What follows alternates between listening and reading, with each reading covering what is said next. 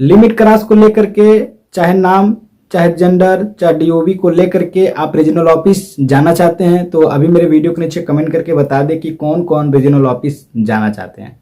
मैं आप लोगों को बता दूंगा कि रीजनल ऑफिस यदि आप लोग क्या क्या लेके जाएंगे तो आपका डाटा सक्सेसफुली जनरेट हो जाएगा, क्योंकि मेरे एक्सपीरियंस के हिसाब से जो मैं बता दूंगा वो यदि आप लोग करके जाते हैं तो आपको रीजनल ऑफिस से रिटर्न आना नहीं पड़ेगा, नहीं तो आपको रिटर्न आना पड़ जाएगा और आपका भी जो काम है रुकावट पड़ सकता है।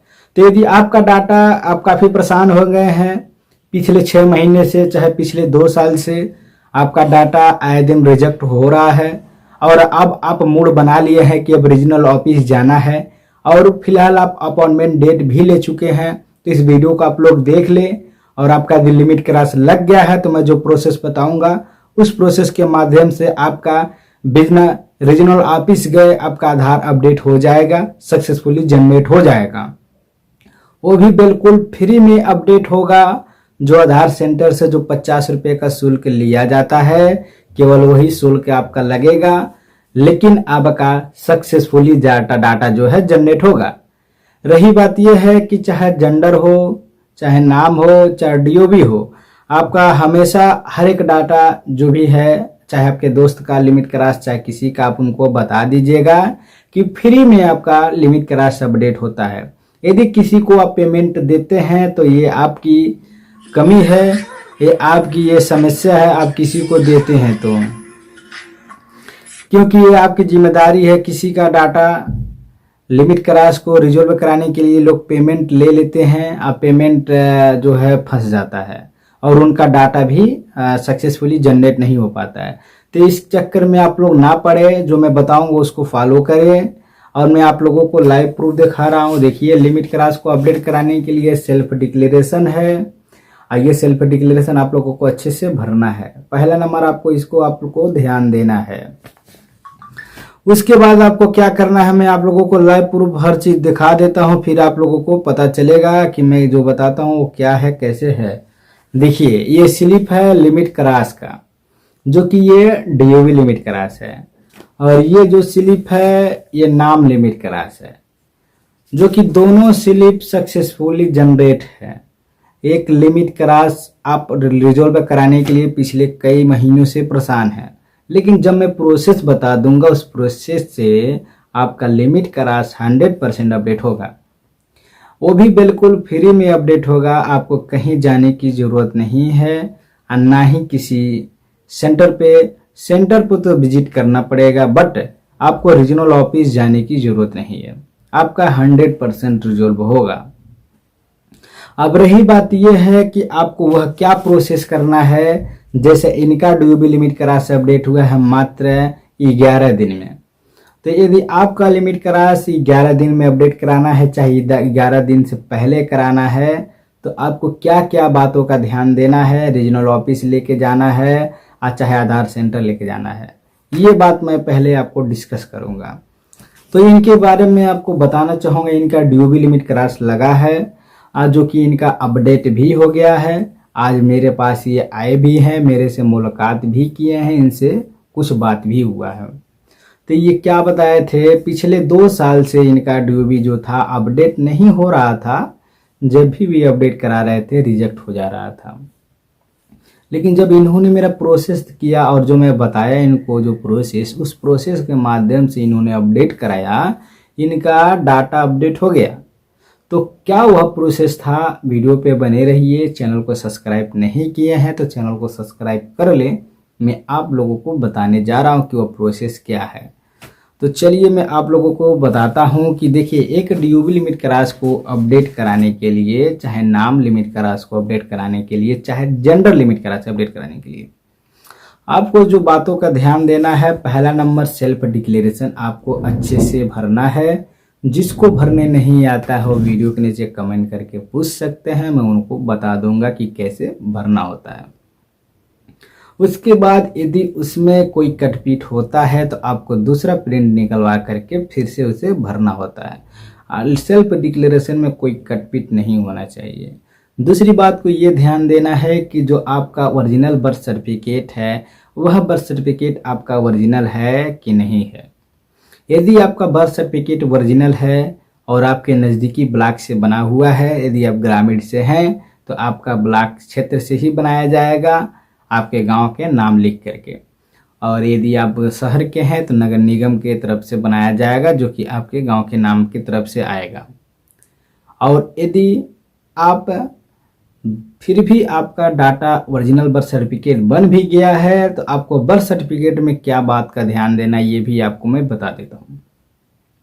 जो बर्थ सर्टिफिकेट में एड्रेस लिखा रहता है, जो बर्थ सर्टिफिकेट में ड्यूबी लिखा रहता है, जो बर्थ सर्टिफिकेट में फादर और माता का नाम लिखा रहता है, जो बर्थ सर्टिफिकेट में जिसका बर्थ सर्टिफिकेट है जिस नाम से आधार नाम लिखा रहता है, उसको आधार से स्पेलिंग मैच होना चाहिए। जैसे कि आधार पे जो एड्रेस है वह एड्रेस का जो जन्म प्रमाण पत्र पे स्पेलिंग सेम होना चाहिए।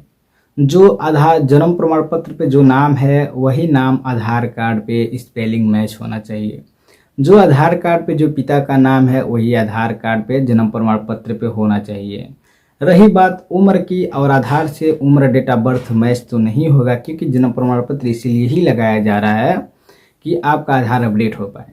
तो बाकी नाम और एड्रेस, पिता का नाम, ये सेम होना चाहिए, ओरिजिनल बर्थ होना चाहिए। केवल डीओबी यदि चेंज अलग है तो चलेगा, क्योंकि डीओबी ही आपको अपडेट कराना है। तो आधार के जैसा रहेगा तो क्या फ़ायदा आपको अपडेट कराने का। तो आपका ये स्पेलिंग ये ज़रूर ध्यान देना है, आधार से मैच होना चाहिए, नहीं तो आपका डाटा रिजेक्ट होने का संभावना रहता है। उसके बाद जो भी आपका ओरिजिनल बर्थ सर्टिफिकेट आपके हाथ में है, चाहे बनवाना है, तो उसके साथ एसडीएम आदेश करवा करके जो बर्थ सर्टिफिकेट बनाए हैं वह एसडीएम लेटर आपके पास होना चाहिए। ठीक है, तो एसडीएम लेटर और बर्थ सर्टिफिकेट और सेल्फ डिक्लेरेशन, उसके बाद आधार कार्ड आपके पास होना चाहिए ओरिजिनल। फिर आपको लास्ट काम क्या करना है, जिस डॉक्यूमेंट से आपने पहली बार अपना बर्थ सर्टिफिकेट यानी डीओबी सुधरवाया था, उस डॉक्यूमेंट को आपको चेक करना है कि वह डॉक्यूमेंट आपका अभी फ़िलहाल है कहाँ। यदि आपके घर पे है, आप जानते हैं, तो उसे आप जहाँ से बनवाए थे, जैसे कि आपने बर्थ सर्टिफिकेट से अपडेट कराया था, तो आप अपना बर्थ सर्टिफिकेट पहले कैंसिल करवा लें। कैंसिल करवा करके ही अपना एक ओरिजिनल बर्थ सर्टिफिकेट बनवाइएगा। यदि आपने बनवा लिया है तो आपको पुराना बर्थ सर्टिफिकेट को कैंसिल करा करके आपको अपडेट रिक्वेस्ट लेना है। यदि आप इतना कर लेते हैं तो यह पूरा ओरिजिनल डॉक्यूमेंट अपने रीजनल ऑफिस पे भी जाके अपडेट करा सकते हैं, आपका अपडेट हो जाएगा। चाहे आधार सेंटर भी जाके अपडेट कराएंगे, अपडेट हो जाएगा, लेकिन बिल्कुल फ्री में अपडेट होगा। 1 रुपया किसी को देने की ज़रूरत नहीं है, फ्री में होगा। उसके बाद यदि आपका सब ओके हो गया है, आपका कंप्लीट है, कैंसिलेशन भी करा लिए हैं, तो आपको आधार सेंटर चले जाना है। वहाँ पे आधार ऑपरेटर को बता देना है क्या क्या डॉक्यूमेंट आपके पास है और आपका डीओबी में क्या करना है। उसके बाद आपका डॉक्यूमेंट वो वेरिफिकेशन करके आपका डाटा जो है अपडेट करने का कष्ट करेंगे। फिर आपका डाटा वह अपडेट कर देंगे। अपडेट के बाद आपका अपडेट रिक्वेस्ट लेटर जो है इसी तरह आपको एक स्लिप दे देंगे। वह स्लिप आप अपने घर पे लेके आना है, यदि आधार सेंटर से करवाते हैं तो। यदि रीजनल ऑफिस से करवाते हैं तो कोई दिक्कत नहीं है, आपको 1 हफ्ता वेट करना है, आपका डाटा जनरेट हो जाएगा। यदि यहीं आप रीजनल ऑफिस से अपडेट कराते हैं तो आपको एक एक करके जो डॉक्यूमेंट है स्कैन करना है, जितना भी डॉक्यूमेंट हमने बताया है, और साथ में ये जो आपका अपडेट स्लिप है इसको भी आपको एक एक करके PDF बना करके आपको UDI पे मेल करना है। जैसे आप मेल करेंगे, मेल करते समय सब्जेक्ट में लिखना है DOB लिमिट क्रॉस, और कंपोज में लिखना है DOB लिमिट क्रॉस, स्पेस देना है, लिखना है अपडेट रिक्वेस्ट नंबर। उसके बाद आपको अपडेट रिक्वेस्ट नंबर जो इस पर रहता है ये लिख देना है। फिर आपको लिखना है लाइन में दे करके कि सर मेरे पास पूरा डॉक्यूमेंट रेडी है, कृपया मेरा डॉक्यूमेंट वेरिफिकेशन करके मेरा आधार अपडेट करने का कष्ट करें, मुझे बहुत नेसेसरी है। ये लिख करके पूरे डॉक्यूमेंट जो भी आप स्कैन किए हैं पूरे स्कैन करके आपको अटैच करके PDF आपको सेंड कर देना है। जैसे ही सेंड करेंगे आपको 24 से 48 घंटे में SR नंबर जनरेट हो जाता है।